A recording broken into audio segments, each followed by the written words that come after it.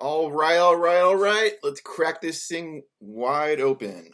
Today on this video, I am going to talk about systemic racism, why it is a real thing, and why getting at the root of it, the kernel that creates it, the electron, the antimatter of systemic racism, is going to be good for everyone. So I've wanted a little different approach, and I think it will be useful for just about anyone interested in this topic, as indeed much of the country is. And the way I want to frame it is that systemic racism is like the third act. I'm gonna hope it's the final one, because it's rough for everyone to talk about this stuff, and I rather would have had my own vessel to find to get this message across. But regardless, here I am. The times compelled me to go for this, and so putting systemic racism in the third act. The first act, of course, being emancipation, and so that was just making slavery illegal. We obviously weren't there yet. Second act, civil rights. Again. We haven't quite got there yet in systemic racism. Let's hope if we could debug this, we'll get to a better place for everyone. So what I'll draw your attention to is these are all smaller. You want to look at these as like shells, like kernels within kernels, shells within shells. As you go downward and closer to systemic racism, the governing bodies are getting smaller, from like federal level to more states. And systemic, it's kind of been perplexing, and it's why I and a lot of people vacillate on, does it even exist? And it's kind of like finding the electron, trying to identify this intangible element that everyone kind of feels is, or not everyone, but most people who look at it with open eyes see it. There's something going on that just can't quite pin it down. And so, I think I found the fucker. So let's get into that in a bit. Before that, a little background in my approach is that I was, prior to 2016, pretty much your typical liberal, left-leaning person. After 2016, I had a heavy case of TDS, Trump Derangement Syndrome. And I'll be discussing why, if you think Trump Derangement Syndrome is a thing, you also have to think that, you also have to conclude that systemic racism is a thing, because they're both engendered along the same mechanical pathway, as we'll get into. So you can't believe in one without the other, which also means that if you follow along what I'm saying about systemic racism, that you also see the commonality in what's going in our larger body politic, and why we're kind of, as we'll see, a snake eating itself, and then that'll be very visually clear in a second. So what I did to myself is I rewired my own brain to keep my liberal kind of values and aspirations, but put them within a conservative framework, so that we could get liberal styled solutions in more or less a kind of a small central government, small governing body kind of system, more centered towards the states and more individual liberty and individual freedom. So in that way, you kind of satisfy the libertarians, the small government people. Everyone has something invested in this system. So that will be for future discussions. But right now, systemic racism. So I have systemic racism in a kind of nutshells, getting down smaller and smaller. So where I think systemic racism lies, and this will be great news for nationalists, conservatives, people who like the Constitution, capitalism, is that systemic racism is actually not grown in those systems. The echoes of it, the repercussions of it become embellished in those systems, but those systems don't create systemic racism. Systemic racism, as I said, we're getting much smaller. So systemic racism is something actually down more deeper at the base level. We're getting into psychology, evolutionary psychology, and this is not where you might think it's going. What I'm going to point to is something common to all groups and all people within our species. It's just become hijacked. So don't get triggered when I say this is something going down deeper into our psyche. You want to think about this as like a piece of malware, a script reading error, something that's getting repeated, a mimetic trope that keeps getting repeated over time.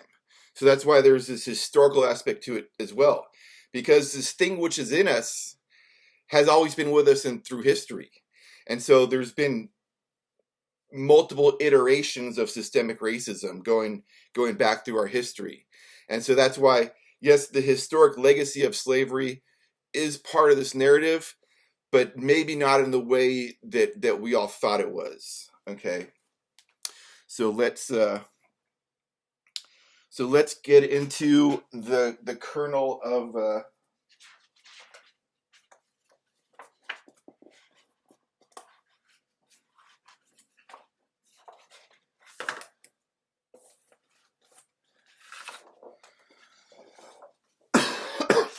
the kernel of systemic racism. So what we have here is kind of a figure 8 kind of flow chart, and basically the active particle that we all have that is keeping this figure 8 kind of in motion is our fear reaction. And that is something that is somewhat hardwired into us, but it is also malleable. It could change and be transmogrified and switched around. But it is based on the idea of a predator recognition behavior or hypothesis. You could read up on these. They're very well-studied concepts in evolutionary biology and evolutionary theory. Basically, the same idea is that you don't have to be taught to fear a snake or a spider.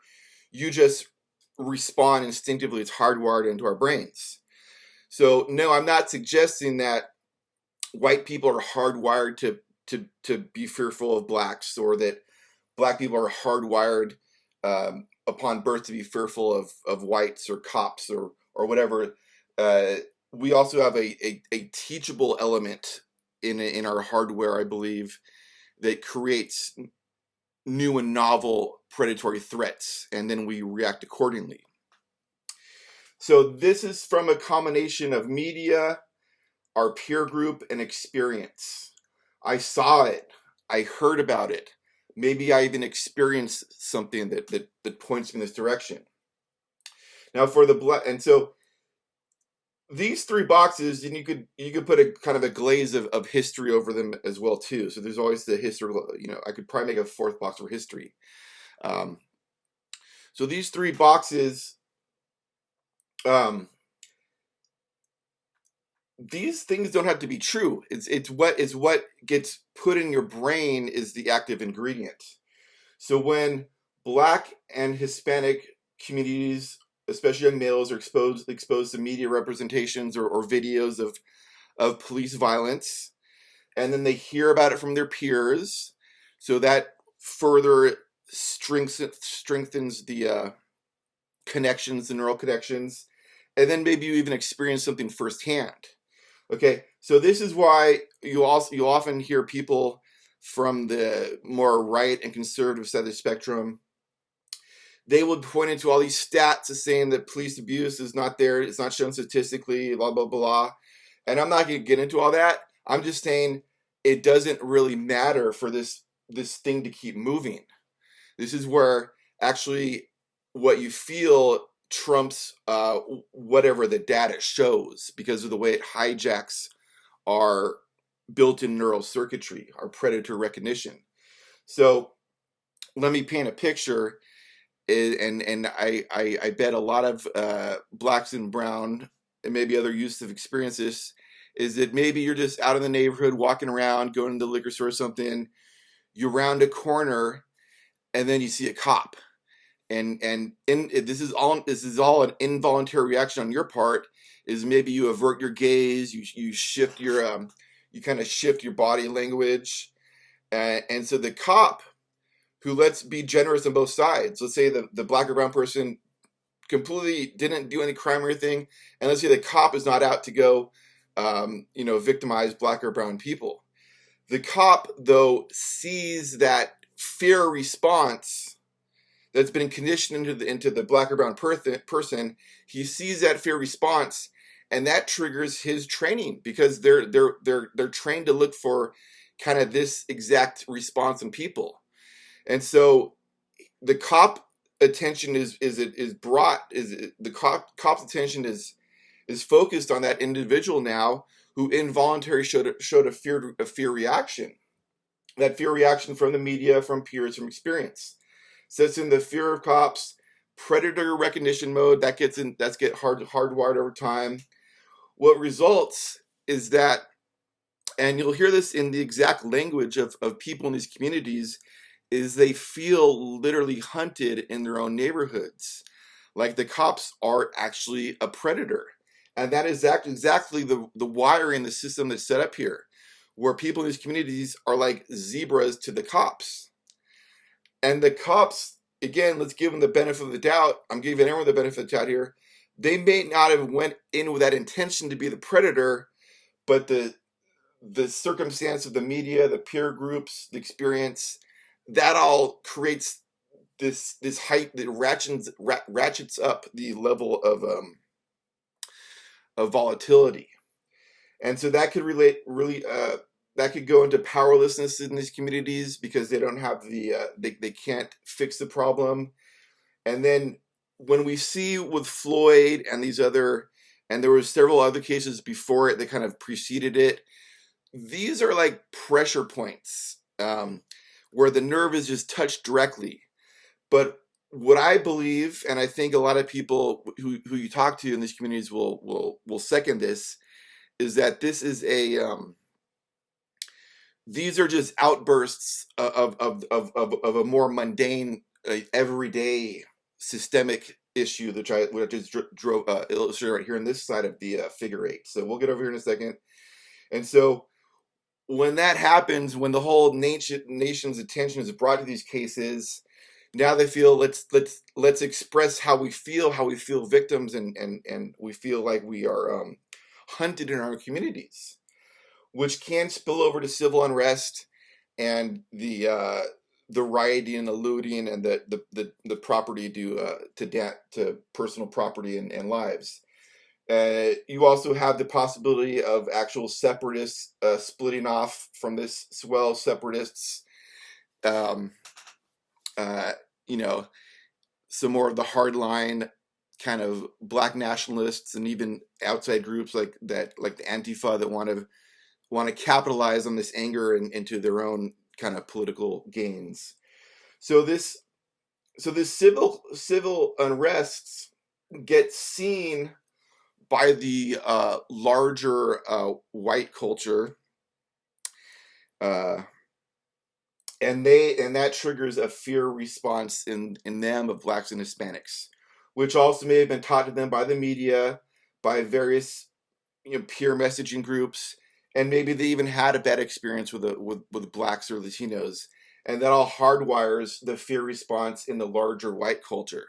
I put white culture in parentheses because I could actually just say the larger culture in general, because this fear response, I've actually talked to blacks and Latinos. They're scared of their own. So and also other minority groups get scared after seeing these images of the rioting and the looting. They just see the outbursts of violence. They don't understand the kind of constant fugue of this systemic powerlessness in the culture. So that initiates the same thing over here: fear of blacks and Hispanics, predator recognition. Unlike over here, this larger culture can wield their fear of this into actual political power. And that could be 3 strikes laws. That could be differences in the whole, there was the crack, cocaine was more penalized higher than cocaine. And so there's all these top down controls that get fed back into the machine and get spit out onto these communities, where now they have more cops, more top down control, more of everything that got in the way before, and that just ratchets up again this kind of predator feedback. So you see, there's no really beginning or end to this. It just constantly just flows back and forth, mediated by the media, our peers, and our experience. Again, these 3 boxes could be erroneous. It doesn't matter. It's what gets, it's how it gets, incorporated into your neural pathways. So there's also a separatist side of the right here, and that would be the kind of white nationalists. I'd call that the uppercase R of racism, opposed to this systemic thing being the lowercase r. And of course, you could see that this whole fear bug, this fear malware in the system, is going to have repercussions for other systems these people are involved in, education, jobs. It is like, obviously, I'm not Black or Hispanic, so I can tell you how it feels, but we've all been through the COVID-19 scare. And I could imagine it is something like the anxiety that creates in these communities, where you're not too sure of yourself or your situation. You feel there's this constant looming danger just outside the door, and that's going to cast a pallor on everything you do. So that is the actual inequality, I believe, what they're saying about white privilege, is that the larger white culture doesn't have this constant menace in their community, in their door. It could be just a perceived menace, but the larger white culture doesn't have that perceived menace right outside their door all the time. So again, anyone who's been through the COVID-19, you feel this kind of palpable dread. You're not sure of what's going to happen, loss of control.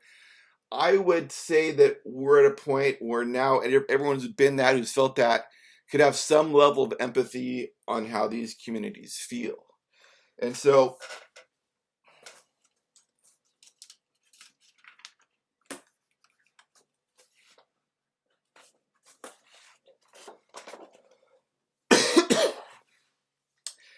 we've seen this circle before. This is Ouroboros. Am I saying that? Ouroboros. It was first seen, the snake eating itself. It's in a piece of Egyptian mythology. It has various interpretations.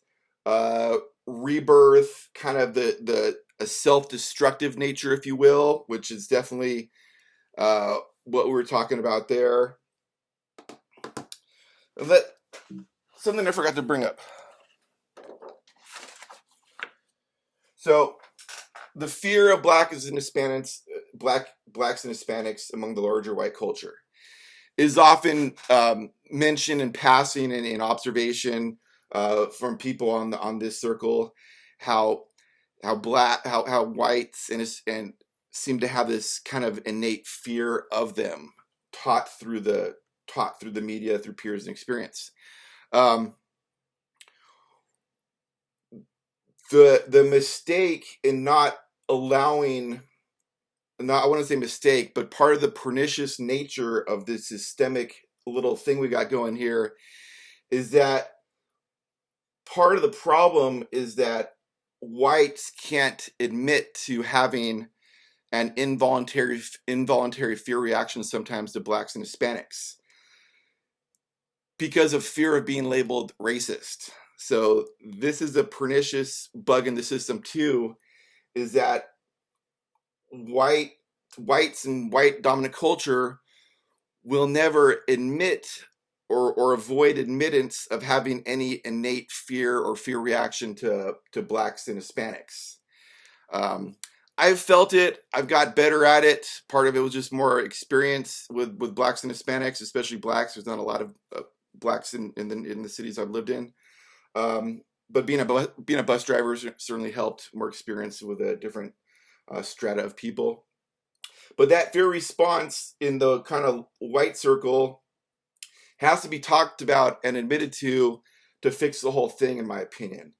And that is the value of freedom of speech, and why we have to let white people like myself, as clumsily and as awkwardly as we may, talk our way through this to fix systemic racism. And that's a big mistake of the cancel culture, the kind of the leftward slant into censorship. And we have censorship. We have freedom of speech by law, but not in practice.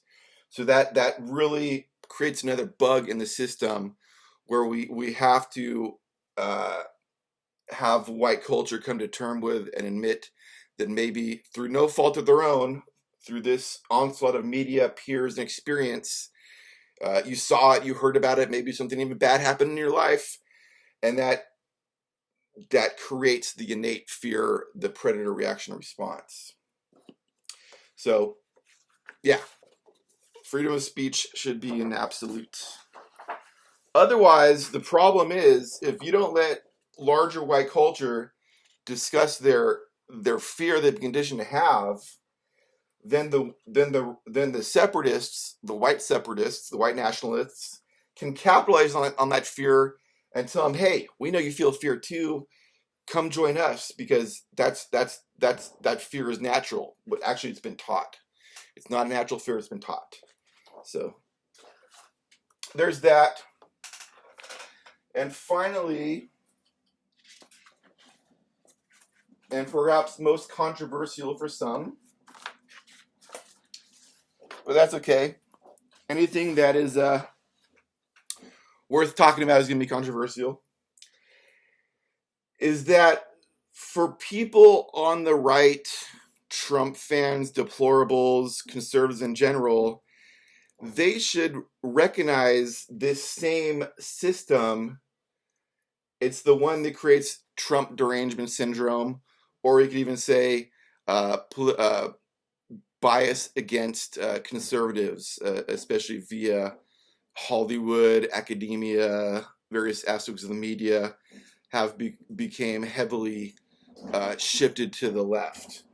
And so it's the same system. Again, I'm not saying that I'm not saying that I'm not trying to calculate which is worse. They're both bad, but just to show commonality here and how these systems of oppression, you might say, work. But again, since we've lowered it to a kernel, fear, the predator response, we can start to tackle it that way.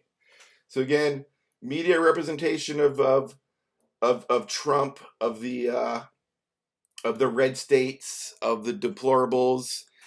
If it bleeds, it leads. If you want to go look for, racist people on the right or racist Trump supporters, you can find them.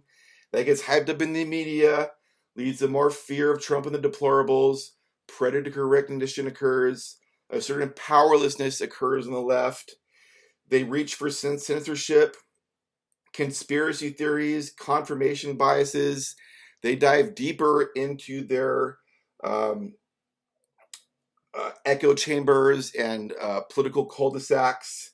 You have separatists come off of there, as we're seeing in Seattle, more unrest and violence.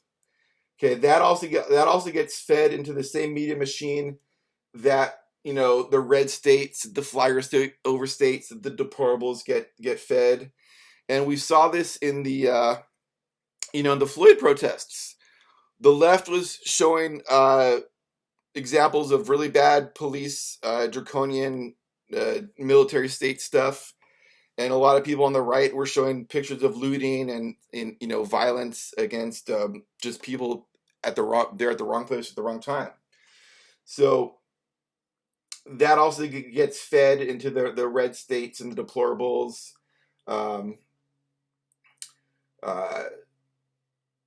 This, I kind of got off a track here, but fear of globalization is just my lump all for what initiated the Trump movement, and that is stuff like, you know, the open borders, the loss of industry, NAFTA, bad trade deals, and whatnot. And so, yeah, that just gets fed into the red states and the deplorables. And, you know, in my experiment of wiring my brain to think more like a conservative, I do know that just the philosophy of conservative thought they don't think of empathy as being a good way to think through problems. They have empathy, but they just think it could get in the way. There's the phrase, the path to hell is paved with good intentions. So they kind of take that to heart. So trying to appeal to conservatives with empathy is just not a good tactic. But you can appeal to them by saying, hey, the same thing that's happened in systemic racism is what's creating this whole, you know, snake tail thing for conservative bias and Trump Derangement Syndrome. It's the same machine. It's the same bug. It's the same piece of malware in the machine. So for those that believe in Trump Derangement Syndrome, or that believe there's a bias against conservatives, if you believe that, then you kind of have to believe that systemic racism is real. And if you believe in systemic racism, at least the way I defined it, which is probably about as exact as definition as you could find these days, that it's a piece of bug in the malware. If you follow that, then you gotta follow the Trump derangement, whatever, you know, you gotta see there's other systems that this has been placed into. So let me look at my notes, see if I didn't. Yeah.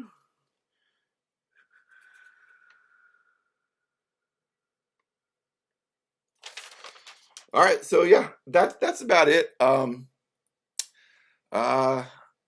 Felt good to say it. I think we need more freedom of speech is better on these things. People got to get used to talking about these uncomfortable topics, and I think this is a good step for me in understanding it, and I think it should be useful for a lot of people. The good thing is, I think it points to a way forward, and if Trump was smart, he could see that there is a Lincoln type moment embedded in all this. And so, yeah, I'll be talking about Trump later, and I'll be talking about some ideas I have for crafting environmental policy that everyone from conservatives to the fringe left, environmental radicals, whatever you want to say, that they should all get on board with. So until then, peace. We're in a situation where I think the battles are not so much going to be out there, but in our brain. So remember, when you're always pointing the finger out there, how many fingers are pointing back at you? So I'll leave it there. Goodbye, y'all.